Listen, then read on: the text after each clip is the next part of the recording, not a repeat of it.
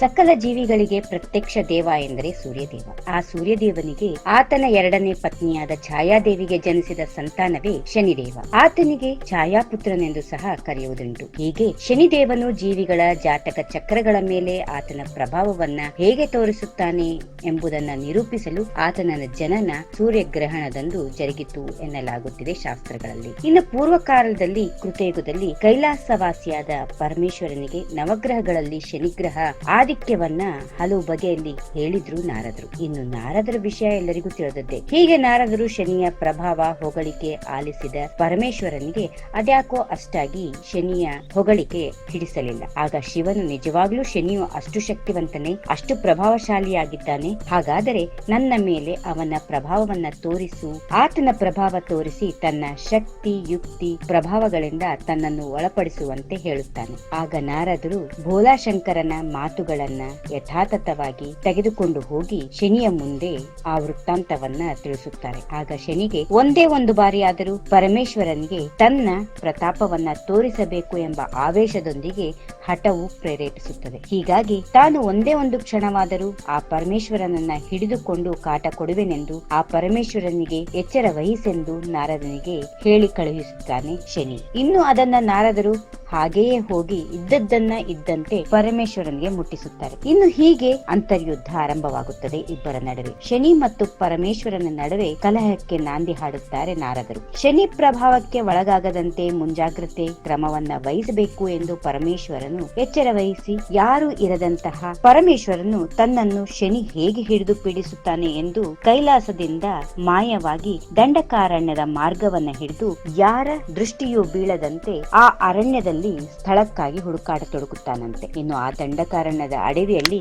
ಆಲದ ಗಿಡದ ಒಂದು ಚಿಕ್ಕ ಪೊಳ್ಳಿನ ನಡುವೆ ನುಸುಳಿ ಹೋಗಿ ಅವಿತುಕೊಂಡು ಕುಳಿತುಕೊಳ್ಳುತ್ತಾನಂತೆ. ಇನ್ನೇನು ಕತ್ತಲಾಯಿತು. ಬೆಳಗಾದ ತಕ್ಷಣ ಕಣ್ಣು ತೆಗೆದು ಹೊರಗೆ ಬರಲು ಎದುರಿಗೆ ಶನಿ ನಿಂತಿದ್ದಾನಂತೆ. ಏನಾಯಿತು ನಿನ್ನ ಶಪಥ ಎಂದು ಪರಮೇಶ್ವರ ಪ್ರಶ್ನಿಸುತ್ತಾನೆ ಶನಿಗೆ. ಆಗ ಅದಕ್ಕೆ ಶನಿ ನಸುನಕ್ಕು, ಸಾಕ್ಷಾತ್ ಪರಮೇಶ್ವರನೇ ದೇವಾನುದೇವತೆಗಳಿಗೆ ಅಧಿದೇವನಾದ ಆ ಓಂಕಾರನೇ ಹಾಯಾಗಿ ಪ್ರಶಾಂತವಾಗಿ ಕೈಲಾಸಗಿರಿಯಲ್ಲಿ ಕೂರದೆ ಓಡಿ ದಂಡಕಾರಣಕ್ಕೆ ಬಂದು ಯಾರಿಗೂ ಕಾಣದ ಹಾಗೆ ಗಿಡದ ಪೊಳ್ಳಿನ ಒಂದರಲ್ಲಿ ಅಡಗಿ ಕುಳಿತಿರುವನಲ್ಲ, ಅದು ಸಾಕಲ್ಲವೇ? ಆ ಕ್ಷಣದಲ್ಲಿ, ಅಂದರೆ ಆ ಕ್ಷಣ ಒಂದರಲ್ಲಿ ಶನಿ ಹಿಡಿದಂತೆಯೇ ಅಲ್ಲವೇ ದೇವ ಎಂದು ವಿನಯದಿಂದ ಭಕ್ತಿಯಿಂದ ಸಮಯಸ್ಫೂರ್ತಿಯಿಂದ ಉತ್ತರಿಸಿದನಂತೆ. ಹೀಗೆ ಪರಮೇಶ್ವರನು ಶನಿಯ ಭಕ್ತಿಗೆ ಸಮಯಸ್ಫೂರ್ತಿಗೆ ಮೆಚ್ಚಿ, ನೀನು ಇಂದಿನಿಂದ ಶನೇಶ್ವರ ಎಂಬ ಸಾರ್ಥಕ ನಾಮಧೇಯದಿಂದ ಜಗತ್ತಿಗೆ ಪರಿಚಯವಾಗುತ್ತೀಯಾ ಎಂದು ಮಾನವರೆಲ್ಲರೂ ಶನಿಯನ್ನ ಶನೀಶ್ವರ ಎಂದು ಪೂಜಿಸದೆ ಶನಿಯ ಮುಖಾಂತರ ಈಶ್ವರನ ಆಶೀರ್ವಾದ ನೇರವಾಗಿ ಲಭಿಸುವುದೆಂದು ವರ ನೀಡಿದನಂತೆ ಆ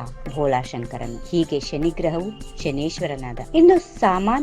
ಇನ್ನು ಸಾಮಾನ್ಯರು ಶನಿಯ ಪ್ರಭಾವದಿಂದ ಎಷ್ಟು ಬಳಲುತ್ತಿರುವರೋ ಎಂದು ಊಹಿಸಿದ ಶನೇಶ್ವರನು ಮಾನವರ ಮೇಲಿನ ಕರುಣೆಯಿಂದ ಶನಿ ತ್ರಯೋದಶಿಯೆಂದು ತಪಸ್ಸುಗೈದುದರಿಂದ ನನ್ನ ಹೆಸರನ್ನ ನೀನು ಸೇರಿಸಿಕೊಂಡು ನಿನ್ನಿಂದ ಕಷ್ಟ ಅನುಭವಿಸುವವರು ಅಂದು, ಅಂದ್ರೆ ಶನಿ ತ್ರಯೋದಶಿಯಂದು ಎಳ್ಳೆಣ್ಣೆ, ಕರಿ ಎಳ್ಳು, ನೀಲಿ ಬಣ್ಣ ಶಂಕು ಪುಷ್ಪಗಳನ್ನ, ಕಪ್ಪು ಬಟ್ಟೆಯನ್ನ ಉಪಯೋಗಿಸಿ ನಿನ್ನನ್ನು ಯಾರು ಪೂಜಿಸುತ್ತಾರೋ ಅವರಿಗೆ ನಿನ್ನಿಂದ ಕಾಡುತ್ತಿರುವ ಅನಾರೋಗ್ಯ ಹಾಗೂ ಮೃತ್ಯು ಭಯ ಓಡಿ ಆರೋಗ್ಯವಂತರಾಗುವರು ಎಂದು ವರವನ್ನ ಇತ್ತನಂತೆ ಈಶ್ವರನು. ತದನಂತರ ತ್ರೇತಾಯುಗದಲ್ಲಿ ರಾಮನು, ದ್ವಾಪರ ಯುಗದಲ್ಲಿ ಕೃಷ್ಣನು, ಪಾಂಡವರು, ಮಹಾಮಹಾ ಮುನಿಗಳು ಮುಂತಾದವರುಗಳೆಲ್ಲ ಶನೇಶ್ವರನನ್ನ ಪೂಜಿಸಿ ತಮ್ಮ ದೋಷಗಳನ್ನ ನಿವಾರಿಸಿಕೊಂಡವರೇ. ಶನಿತ್ರಯೋದಶಿ ಎಂದು ಶನೇಶ್ವರನಿಗೆ ಎಳ್ಳೆಣ್ಣೆಯಿಂದ ಅಭಿಷೇಕ ಮಾಡಿದರು. ಅಂತೆಯೇ ಶನಿ ಪ್ರೀತಿಯಾದ ಕಪ್ಪು ಬಟ್ಟೆಯನ್ನ ಅರ್ಪಿಸಿದ್ರು, ಕರಿ ಎಳ್ಳಿನಿಂದ ಪೂಜೆ ಮಾಡಿಕೊಂಡ್ರು ಸಹ ಶನಿ ಪ್ರಸನ್ನನಾಗುತ್ತಾನೆ. ಅಷ್ಟೇ ಅಲ್ಲದೆ ಕರಿ ಎಳ್ಳನ್ನ ದಾನ ಮಾಡುವುದರಿಂದ ಕೂಡ ಶನಿ ಪ್ರಸನ್ನನಾಗುತ್ತಾನೆ. ಶನೇಶ್ವರನಿಗೆ ಪ್ರೀತಿ ಪಾತ್ರವಾದ ದಿನ ಅಂದ್ರೆ ಎಲ್ಲರಿಗೂ ತಿಳಿದಂತೆ ಶನಿವಾರ. ಆದ್ದರಿಂದ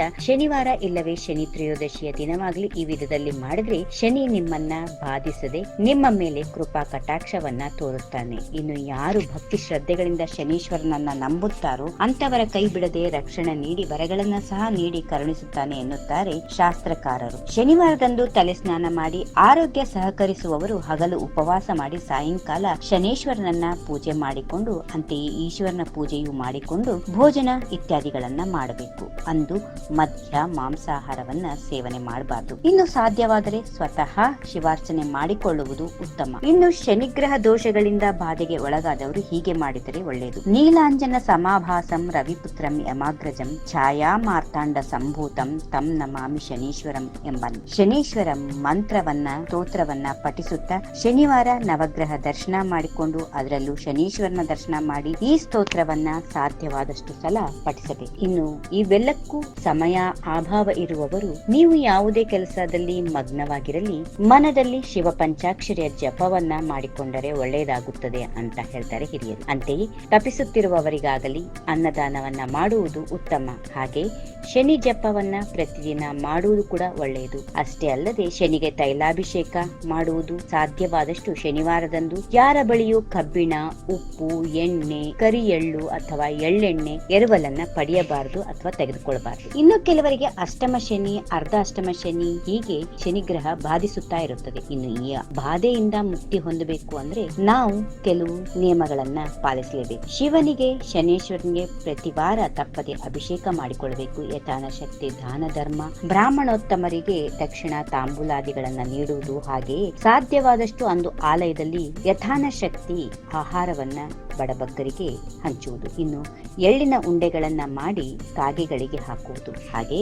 ಶನಿವಾರ ನಾಯಿಗಳಿಗೆ ಚಪಾತಿಗಳನ್ನ ಹಾಕೋದ್ರಿಂದ ಮೂಕ ಪ್ರಾಣಿಗಳಿಗೆ ಆಹಾರ ನೀಡಿದ ಪುಣ್ಯ ಒದಗಿ ಬರುತ್ತದೆ. ಇದರಿಂದ ಶನಿಯ ಕಾಟ ಸ್ವಲ್ಪ ಮಟ್ಟಿಗಾದರೂ ಕಡಿಮೆಯಾಗಿ ಮಾನಸಿಕ ನೆಮ್ಮದಿ ಸಿಗುತ್ತದೆ. ಇನ್ನು ಮತ್ತೊಂದು ಮಾರ್ಗ ಎಂದರೆ ಹನುಮನ ದರ್ಶನ. ಹೌದು, ಹನುಮನ ದರ್ಶನ, ಪೂಜೆ, ಸುಂದರಕಾಂಡದ ಪಾರಾಯಣದಿಂದ ಸಹ ಶನಿಯ ಬಾಧೆಯನ್ನ ನಾವು ದೂರ ಮಾಡಿಕೊಳ್ಳಬಹುದು. ಪ್ರತಿದಿನ ಶನಿಯ ಅಷ್ಟೋತ್ತರ ಜಪಿಸುವುದರಿಂದ, ಇರುವೆಗಳಿಗೆ ಸಕ್ಕರೆ ಹಾಕೋದ್ರಿಂದ, ಆಲದ ಮರಕ್ಕೆ ಪ್ರದಕ್ಷಿಣ ಹಾಕೋದ್ರಿಂದ, ಹಾಗೆ ಆಲದ ಮರದ ಪ್ರದಕ್ಷಿಣೆ ಜೊತೆಗೆ ಕರಿ ಎಳ್ಳು ಹಾಗೂ ಉದ್ದು ಬೆರೆಸಿದ ನೀರನ್ನ ಆ ಮರಕ್ಕೆ ಹಾಕುವುದರಿಂದ ಶನಿ ಗ್ರಹ ದೋಷ ತೊಲಗುತ್ತದೆ. ಶನಿವಾರ ಎಂದರೆ ಭಯ ಹೋಗಿ ಭಕ್ತಿ ಉದಯಿಸುತ್ತದೆ. If you like this video ಬೇಗ ಲೈಕ್ ಮಾಡಿ, ಕಾಮೆಂಟ್ ಮಾಡಿ, ಶೇರ್ ಮಾಡಿ ಹಾಗೂ ಯೋಯೋ ಟಿವಿ ಕನ್ನಡವನ್ನು ಸಬ್ಸ್ಕ್ರೈಬ್ ಮಾಡಿ.